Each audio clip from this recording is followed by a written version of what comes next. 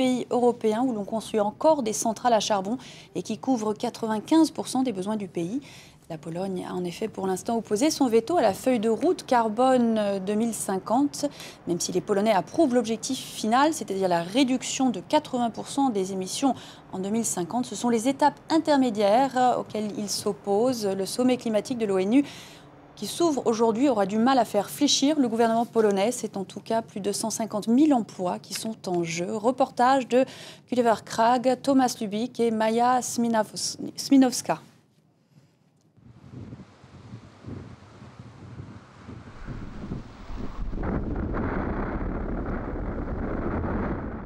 Voici Elektrownia Bełchatów, la plus grande centrale au charbon d'Europe. Ces cheminées, aussi hautes que la tour Eiffel, recrachent dans l'atmosphère 30 millions de tonnes de CO2 par an. C'est le prix à payer pour produire 5000 mégawatts et assurer 20% des besoins de la Pologne en électricité.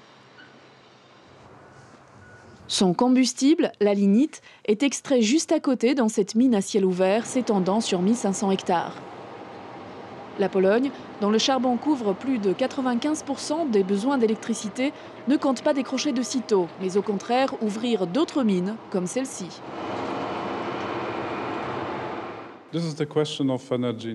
C'est une question d'indépendance énergétique. Nous avons chez nous le charbon à volonté et nous pouvons l'utiliser et ainsi éviter d'augmenter l'importation des combustibles fossiles. Greenpeace riposte en rappelant que la Pologne est déjà un importateur de charbon.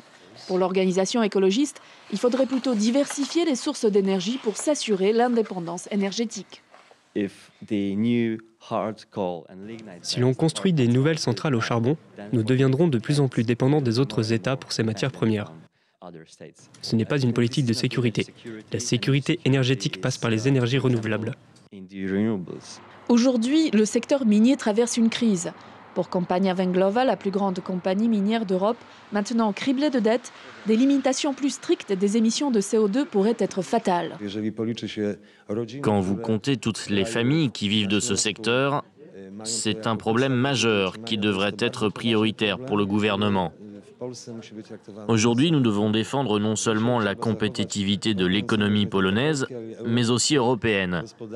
Se battre contre le réchauffement climatique uniquement dans une partie du monde, en Europe, c'est une politique douteuse.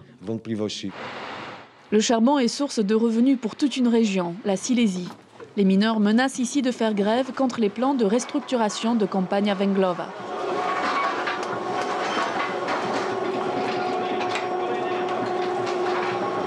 Pour les hommes politiques, il est plus payant de défendre ces mineurs que de sauver la planète. Je pense qu'ils vont sauver nos emplois. C'est la ressource principale du pays, après tout. L'Europe accuse le charbon de tous les maux. D'après ce que je vois, ça va être très dur pour nous ici. Il faut bien vivre, nous avons nos familles à nourrir. Ok, on pourrait construire des éoliennes, et puis après. L'opinion publique en Pologne, surtout dans les villes minières, est souvent sceptique quand on parle du réchauffement climatique. On entend beaucoup parler du réchauffement, mais tout n'est pas comme ils le disent à la télé. C'est un gros mensonge, il n'y a pas de réchauffement. Un coup il fait chaud, un coup il fait froid, maintenant plus chaud, c'est juste la nature. Nous devons faire quelque chose nous-mêmes pour réduire les préjudices faits à notre planète. Mais d'un autre côté, les gens ont besoin de travail.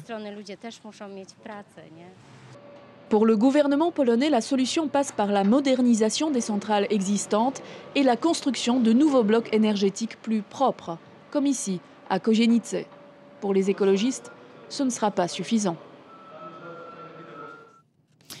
Maintenant, on va jeter un coup d'œil sur l'actualité sportive d'aujourd'hui avec du foot, mais tout d'abord du tennis et le tournoi ATP de Londres. On débute cette nouvelle édition par du tennis.